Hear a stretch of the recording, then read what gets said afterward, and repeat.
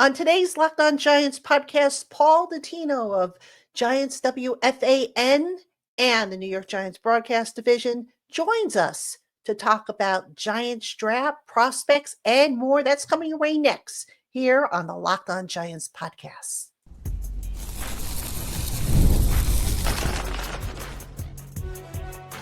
You are Locked On Giants, your daily New York Giants podcast.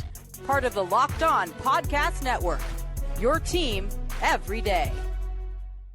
Hello, New York Giant fans, and welcome to another edition of the Locked On Giants podcast, part of the Locked On Podcast family, your team every day. I'm your host, Patricia Traina, credentialed member of the New York Giants media for Locked On, as well as for New York Giants on SI, which is where you can find all my written work, as well as that of our talented team. And as always, welcome on in to our Blue Crew community members, our everydayers, our newcomers, and everybody in between. Thank you so much for spending part of your day with us here on the Locked On Giants podcast and making us your first listen of the day. It is appreciated. And today's episode of Locked On Giants is brought to you by Game Time. Download the Game Time app, create an account, and use our promo code LOCKEDONNFL to get $20 off your first purchase. All right, Giant fans, we continue to count down to the NFL draft and the decisions the Giants have to make and the information that's coming out about the various prospects and whatnot. And joining me on today's show is Paul Dottino. He is the Giants beat reporter for WFAN. He's also a member of the Giants broadcast team, and he also has his own show on New York Giants on SI, Big Blue Breakdown. You can catch him every Wednesday live. The man goes longer than I will ever go on a live show because he just loves what he's doing so much, and he answers all your questions, takes video calls. Paulie, welcome on into the program. Hi, Patty. Good to be with you again. You forgot the part that says I'm just out of my mind. Yeah, well, you said it. I didn't want to say it, but yeah, I no argument there. But it's all good. It's all good. It's clear that you love what you do, and it shows. And that's why you're here today, my friend. We're going to talk Giant football. It's your favorite topic in the whole wide world. And Paul, with the draft inching close now, we're inside of 3 weeks. And I think we obviously have to start with round one because that's the big question everybody has. Should the Giants trade up? Should they stay put? Should they trade down? What should they do? Let's talk about positioning first. I want to put a disclaimer out there. This is obviously not what the Giants are going to do. This is going to be your opinion. So don't anybody sit there and say, oh, Dottino said this, this, and this. This is his opinion. Paul, if you're, what do you think makes the most sense for the Giants at the number 3 spot? Keep it, move up, move down, and why?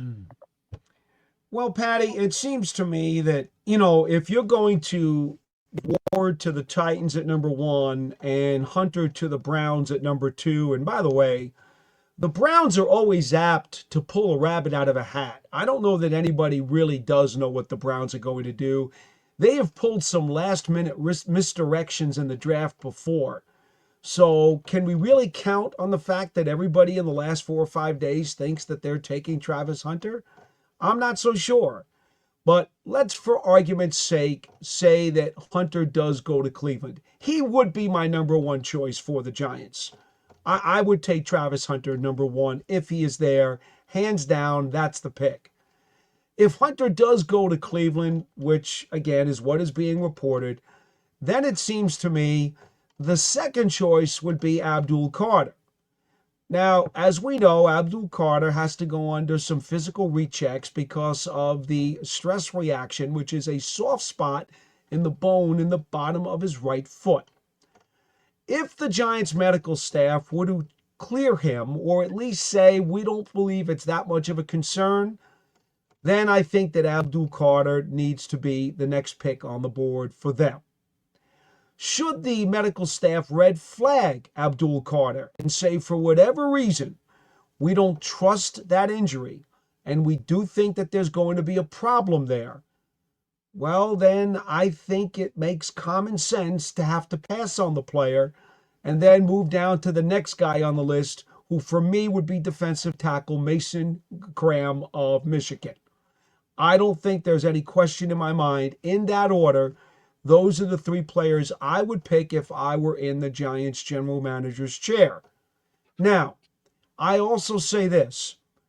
I would very much love to see the Giants field phone calls at the third spot and at least listen to see if there's anybody who might just be so eager to overpay with a bushel of picks to move up to take the third spot and try to grab Shedeur Sanders, who I don't believe is worthy of the third pick in the draft. But if there's somebody out there who does, and they're willing to give up a very juicy trade package, well, depending upon how many spots you could move down, I would certainly entertain the offers. Now, for example, there are people who seem to believe that Will Campbell, the number one rated left tackle by most draft gurus, is somebody who is very deeply coveted by the New England Patriots at number 4. Well, if I could get on the phone to the Patriots and convince them that I've got someone else on the other line who wants to trade up to number 3 and take Will Campbell, maybe I could get the Patriots to cough up a third-round draft choice to swap numbers 3 and 4 for me. Then they could be making the deal, move up to 3. They could take Will Campbell, and then at the 4th pick, I would have the choice of any one of my guys who remains left, because if I'm the Giants, I'm not taking Will Campbell anyway. So that would be a rather tasty scenario, but the football people around the league who I've talked to don't seem to believe that you're going to get any draft takers willing to spend a reasonable amount to trade up with the Giants at number 3. So I believe I would just stay pat and take one of the 3 guys that I just mentioned to you earlier. That being said, Paul, you look at the salary cap, because this is a part of the angles that we have to consider. The Giants, according to Over the Cap, are in the red by over $8 million as of this recording.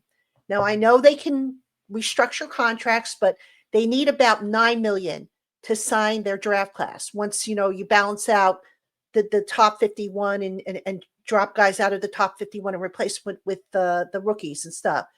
That being said, do you think there might be more of a pressing need on the Giants' part to maybe drop down a few spots, even if let's say they want a number 3, but they can't get a number 3, they can get, I don't know, was a 4 or a 5 or something lower? Do you think then it makes sense? No, we're not talking about a whole lot of money. If you're talking about the difference between a draft slot and the 3rd or the 4th round, that's pennies. I don't see that. I don't see that making any difference. The only reason that you would drop down a slot is if you believe you're still going to get one of the 3 players that I mentioned. Again, this is my personal opinion. If you want to drop down a slot believing you're still going to get one of those 3 guys, which means if you could squeeze the Patriots for something, you take it.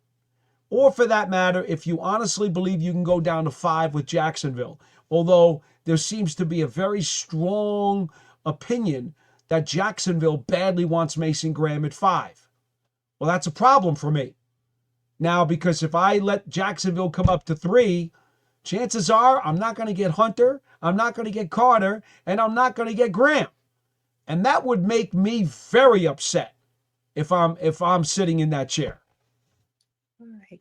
Now, let's go to your top 2 preferences for the Giants, and let's talk about how maybe they can work them in, because there is some question about how they can work these guys in. And let's start with Carter, who, this past year, he went from being an off-ball linebacker to being more of an outside guy. Thibodeau plays outside. Burns plays outside. Where would you see Carter potentially fitting in to that 3-man rotation? I mean, I don't think, and correct me if I'm wrong, I don't believe Thibodeau has ever played inside. I'm not sure. I think Burns might have, maybe back in the day. So how do you do this? This isn't a case where, Justin Tuck used to move inside when he brought OC Umenyiora onto the field, So how would they maybe get all 3 of these guys onto the field? If you were designing it, what would you do? Oh, I've already got 3 different ways to use Carter. If I'm taking Carter at the number 3 pick, the first way is simple, and that's simply as a substitution pattern. If you're going to play Thibodeau and Burns each 75% of the snaps. That means there's 25% behind each guy for the third man in the rotation to play. So that means 75% for Burns, 75% for Thibodeau, 50% of the snaps goes to the new kid. So immediately, right off the bat, you can give Carter half the snaps just because of the relief he's going to provide each of the bookends. That's one way to go about it, okay? Another way to go about it, if you want to give him additional snaps, is you put him in a package where all three of them are on the field at the same time. For example, in the sub package, what we know about Carter is that he is a devastating blitzer. So what you could do is you line up your guys on the front in the sub package. If you're going to play with a front four, you line up your front four on the sub package. If you're going to keep Thibodeau and Burns as your bookend stand-ups, and you got your two down linemen in the middle. Now, what do you do at linebacker? Well, because he originally was a linebacker at Penn State before they made him an edge rusher, it's not too much to ask him to play linebacker in the sub package. So you take Micah McFadden off the field, and you now play Okereke and Carter as your two linebackers. But what you do with Carter is you decide that you're going to send him on blitzes. He's going to wind up coming either off the edge with one of the edge guys, or he's going to go to the A gap, or he's going to go to the B gap. He's got a variety of places he can go. He can watch the formation. You guys come out in your set, and now he can figure out and pick and choose where he's going to come on the blitz, which will ultimately give you a 5-man pressure package on that particular play. So that's another way you could use him. If you wanted to take a third option, see, this is why I stay up till 3:30 in the morning, Patty. I diagram this stuff. The third option is you go with an amoeba defense. Now, that was originally presented by Rex Ryan years ago when he was the defensive coordinator with the Baltimore Ravens. And that is, you'll come out of the huddle and you may only have one down lineman on the ground. Or you might not even have any. And what you do is everybody's just standing around. You've seen that defense before. They call it the amoeba defense. So what do? Up along the line of scrimmage, you line up 4 guys, 5 guys, whatever you want to do with your amoeba defense. And as part of that stand-up package on the front, you're going to have Thibodeau, and you're going to have Carter, and you're going to have Dexter Lawrence is probably the one guy who's going to have his hand on the ground. Okay, he's the nose tackle. He'll have his hand on the ground, but I'll stand up all 3 of those linebackers, and I might even stick a safety up there too as a look for the pre-snap. And then I play it out from there. And really, by mugging one of those guys, which you know is the fake blitz, you could play games with offensive coordinators and quarterbacks multiple times, because every time you go up there in that formation, you could be sending a different combination of guys. I mean, trust me, if the Giants take Abdul Carter at 3, they don't have to trade Kayvon Thibodeau, which is what so many people who obviously don't understand how to diagram plays have talked about. Because there are numerous ways you can get Abdul Carter on the field as a rookie, and it doesn't include getting Thibodeau out of here in a trade. Hey, Giant fans, there's nothing like the energy of a live game, whether it's catching a last-minute MLB showdown or soaking in the excitement of an NBA matchup. But finding great seats at a great price, that used to be a challenge until you find Game Time. Game Time makes scoring last-minute tickets easier than ever. Prices actually drop as the event gets closer, and with their all-in pricing, you see the total cost up front. There's no surprises at checkout. I love using Game Time for their last-minute deals where one can save as much as 60% on last-minute tickets for sports, concerts, comedy, theater, and more.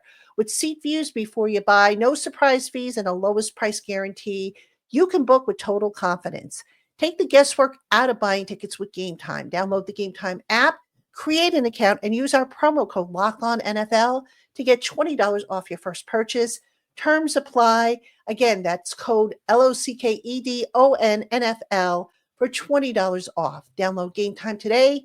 Last minute tickets, lowest prices guaranteed. You mentioned your first scenario where you give Carter some of the snaps in relief of the other two. Would it be arbitrary, or would you have specific situations where you would relieve those guys? No, when they need a series off. That's all. Gotcha. Look, we've seen Thibodeau and Burns at different times in their careers basically been run into the ground because they could barely get off the field. We saw how Burns played so badly battered and bruised and nicked up last year. And like a true warrior, he kept going out there at much less than 100% and busted his butt to try to stay, in the game and to be effective. And he was, to his credit. I think he was an almost all-pro last year. I really believe that. I think that Brian Burns was a terrific defensive player for the Giants last year. I think he was very undervalued because the team did not do well. And of course, he didn't get double-digit sacks. So people were disappointed. That wasn't on him. He played his butt off and he was badly beaten up.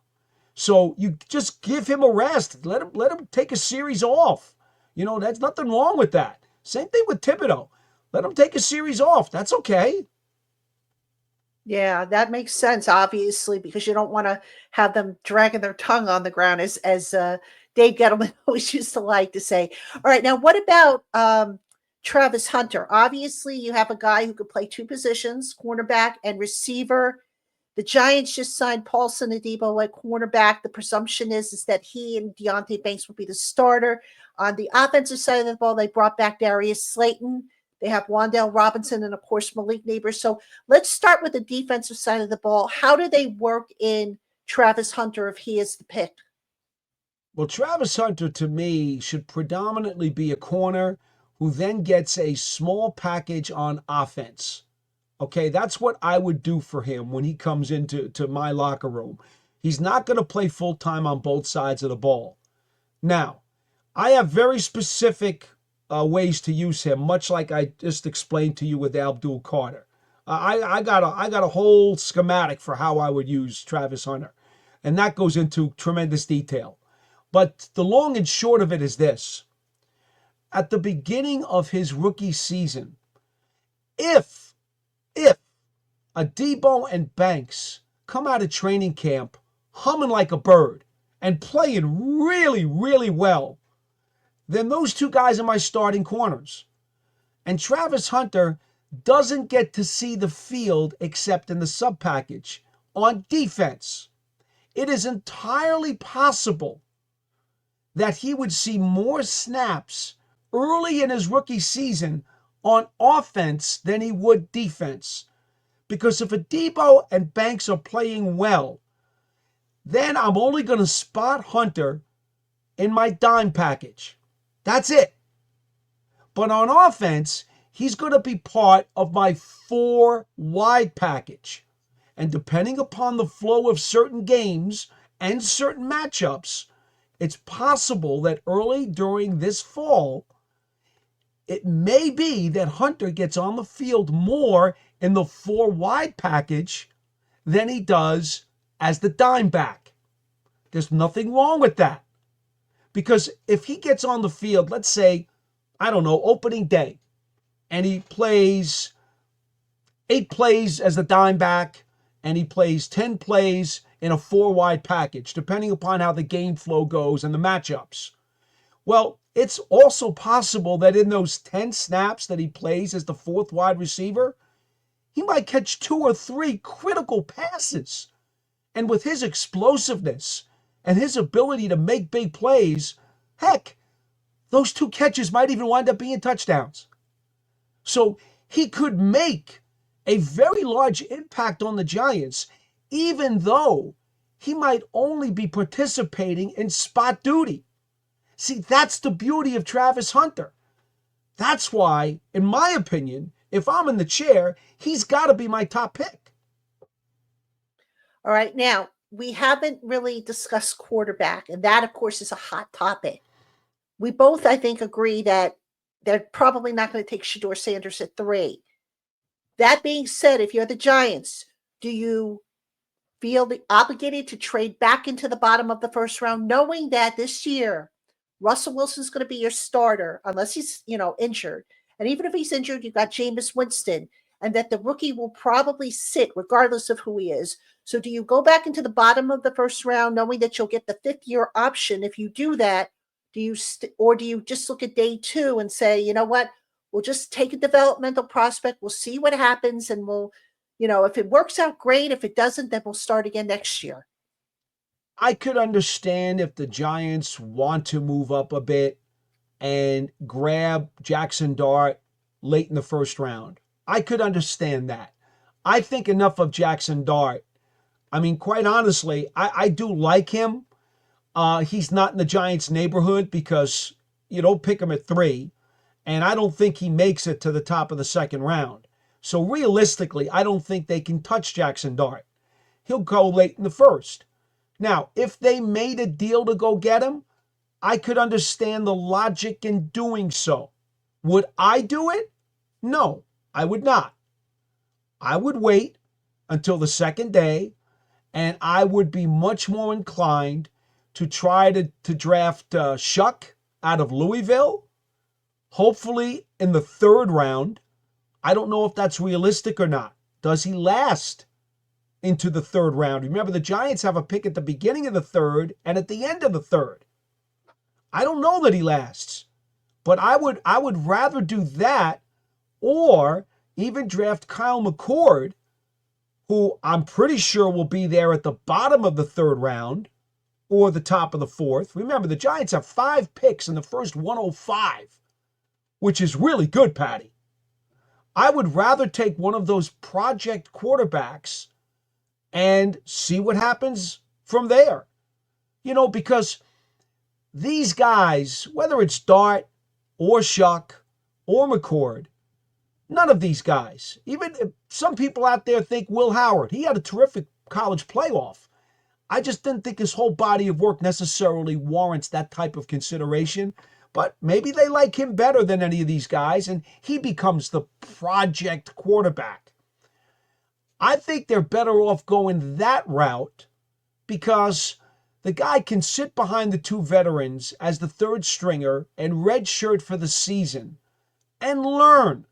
Remember, by definition, a project quarterback is a guy who's not nearly ready to play, right?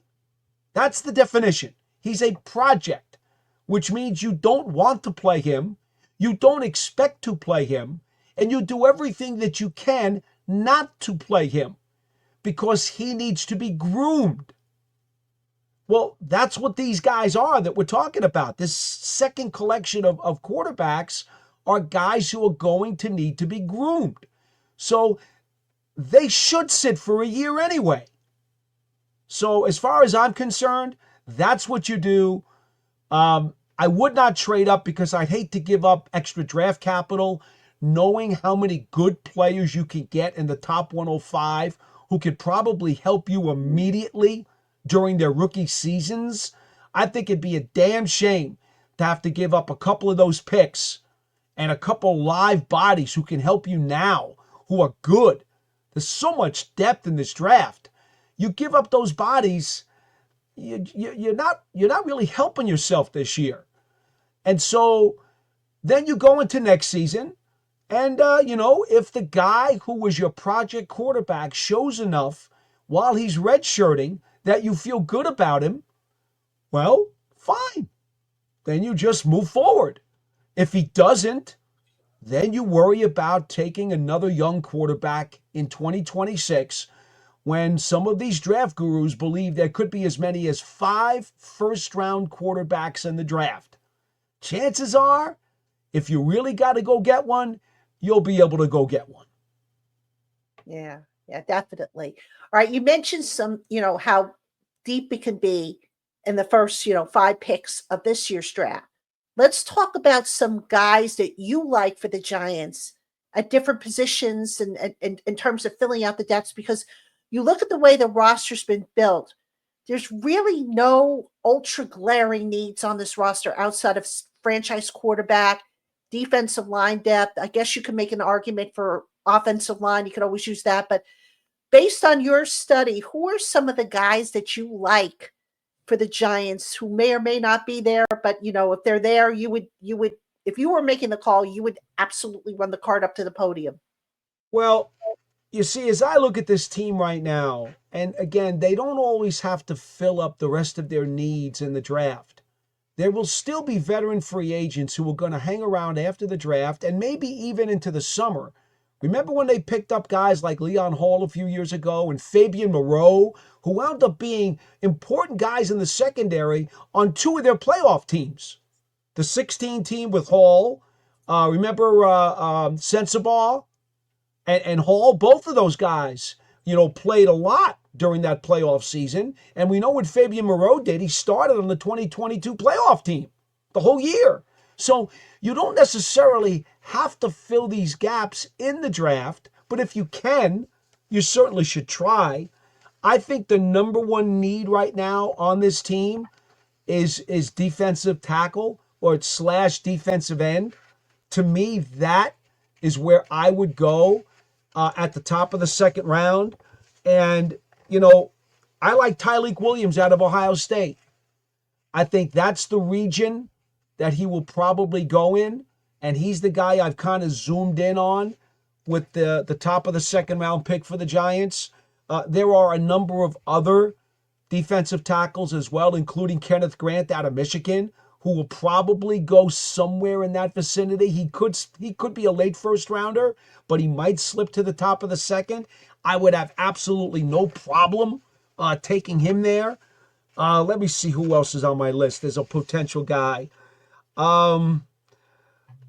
I think you could probably make a case. Alfred Collins might be there early in the second round out of Texas. I think there's a really good shot that he could be there too at that point. So there's such quality there. And we're talking about guys who at the defensive tackle spot are going to be plug-and-play players. These guys are going to be early second-round picks and immediately be able to take starting snaps or rotational snaps next to Dexter Lawrence. Immediately. You don't even have to wait. They're playing. That's what you have to get, in my opinion, at the top of the second round. Now, as you go forward into the third round, I think that's when you start talking about the project quarterback. We've already talked about some of the guys who I really like. You could potentially talk about, I guess, one of the edge rushers. If you don't draft a Carter, with the third overall pick, you could look at maybe one of the edge rushers. So, I don't know. Let's see here. I don't think, maybe the kid from Boston College, Ezeriquel from BC. I think there's a possibility maybe that he is there. I haven't really delved that much into who might be there in that round for the edge rushers, because quite frankly, I actually would prefer to go somewhere else. But if you wanted to go edge rusher, you could.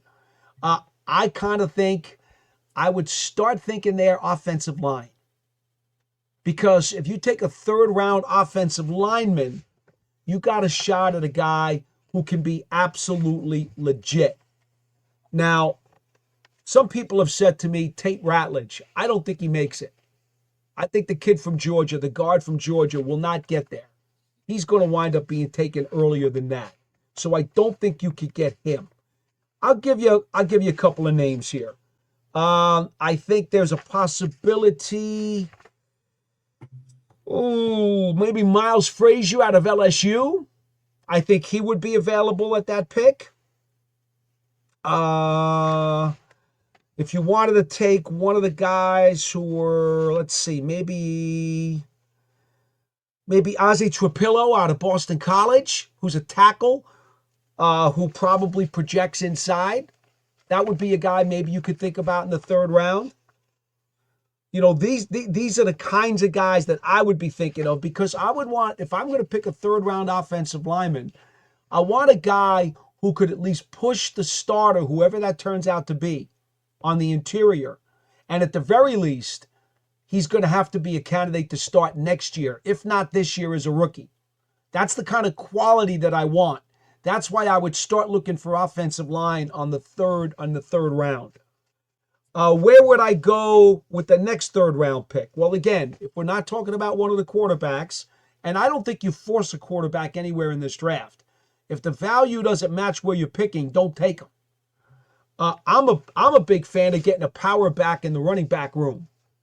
So by the end of the second day, I would have no problem. And I know it's going to be a little bit early now. Okay? So to be frank, I probably wouldn't do it, but I'd start thinking about it. I love Ollie Gordon.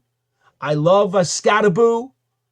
I'm a big fan on the third day of taking a sleeper out of Michigan, Mullings. I think would be a terrific power back sleeper on the third day. If there's a run on running backs in the third round, at the end of the third with that 99th pick, you may have to take one. That's the thing. You don't know, Patty. There could be a run. As early as the third round, all of a sudden you could see 4 or 5 backs come off the board. And now you got to start thinking now, what do you want to do? So at 99, you might think about maybe a running back there. I'd rather wait if I could.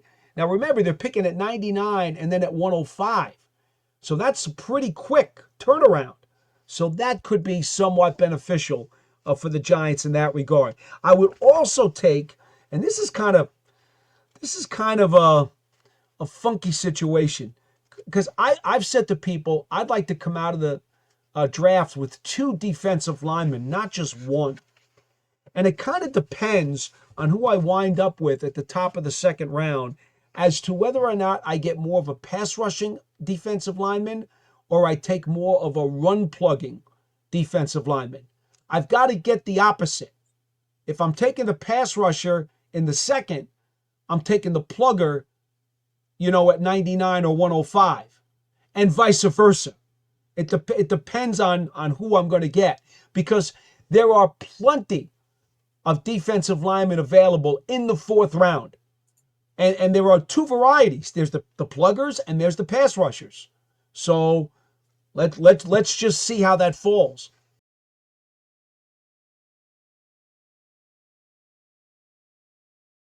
All right, final question for you, Paul.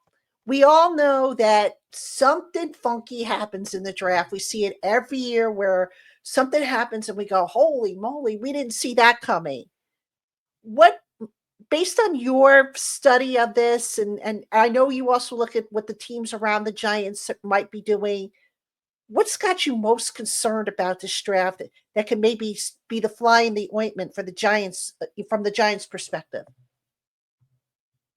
The biggest concern for me for the Giants would be if Ward goes 1, Hunter goes 2, the medical people are very unhappy with Carter, which means, in my opinion, it's a no-brainer to take Mason Graham at 3.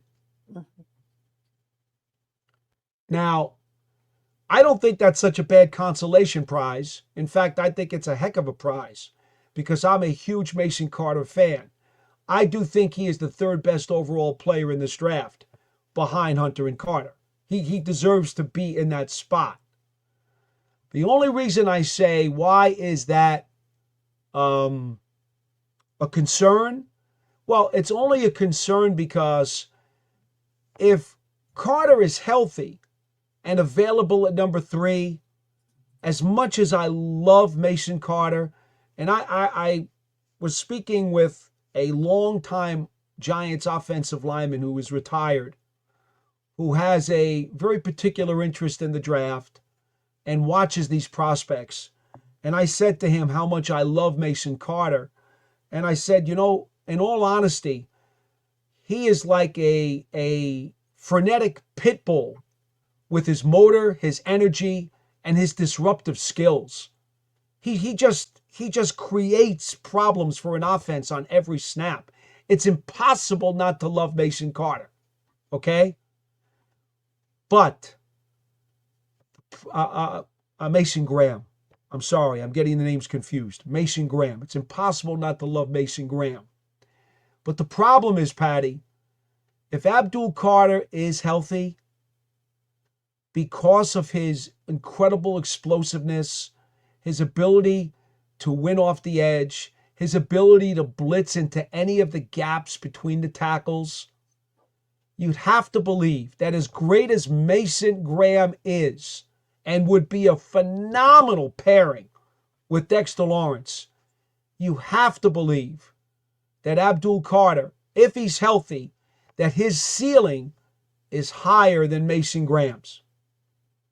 So my fly in the ointment is if Carter's medicals come back poorly and the Giants decide that they can't draft him and they settle for a 24-karat gold consolation prize in Mason Graham.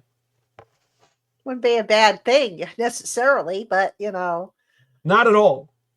The draft never goes as we expected because, like I said, there's always that one fly in the ointment that just leaves everybody going, whoa. Well, see, Patty, the Giants are in great position, though, because of what Joe Schoen did during free agency.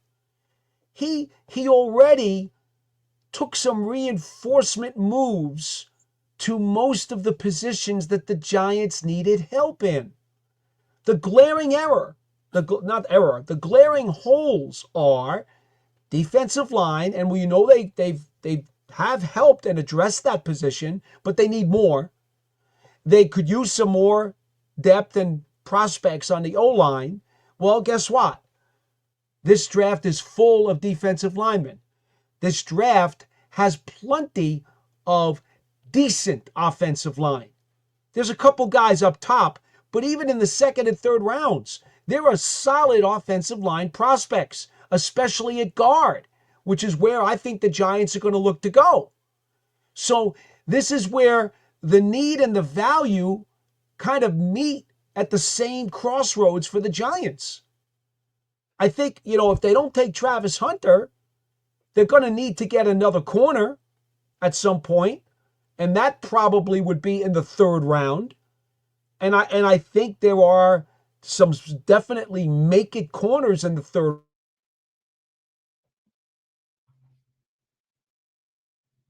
Well, guess what? There are plenty of running backs that should be third, fourth, fifth round in this draft. So everywhere that Joe has to go shopping, when you go to the market and this week you need fruits and vegetables. You got your meat, you got your chicken, you got your potatoes at home in the kitchen, but you need vegetables. Well, guess what? There's vegetables in this draft. It's all good. Except if you don't like vegetables like me. But I get your point. There's a lot They're of good for you, Patty. I know. My husband tells me all the time, eat your vegetables, and I'm like, they have to be chopped up and ground into what I eat. But anyway, Paul, great stuff. Always appreciate you coming on. Folks, you can catch Paul Dottino. Of course, he is on Giants.com, Big Blue Kickoff Live. He does it several times a week. And you can also catch him Wednesday nights. Usually we do it Wednesday nights on New York Giants on SI's YouTube channel, where he does usually a 2+ hour show. He'll take your video calls. He'll answer your questions in the chat. He's got a guest coming up. Paul, tell everybody who your guest is coming up for Wednesday's show. Well, Wednesday night show, that'll be coming up tonight. We have Steve Jones, the play-by-play voice of the Penn State Nittany Lions. He's been doing it for quite a long time. He's a legend out there. And we're going to probe with him, get to the bottom of all of this. So all this talk about Abdul Carter, not just about him as a player and how he's used and what his potential is for the NFL, but we're going to ask Steve about what he knows about that shoulder injury that Carter had late in the season.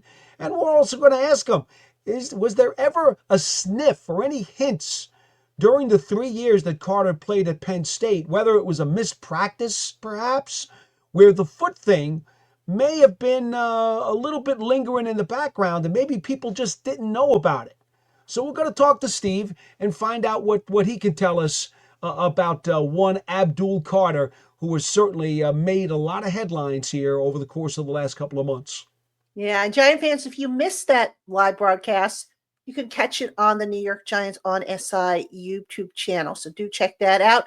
All right, Giant fans, that's going to do it for us here on the Locked On Giants podcast. I want to thank Paul Dottino. I want to thank you for spending part of your day with us here and making us your first listen of the day. We will be back tomorrow with an all-new episode of Locked On Giants. And of course, we continue to be 5 days a week as we get you ready for the draft. It's going to be here before you know it, everybody. So make sure you keep it here on Locked On Giants. Have a good one, everybody, and thank you so much for joining us.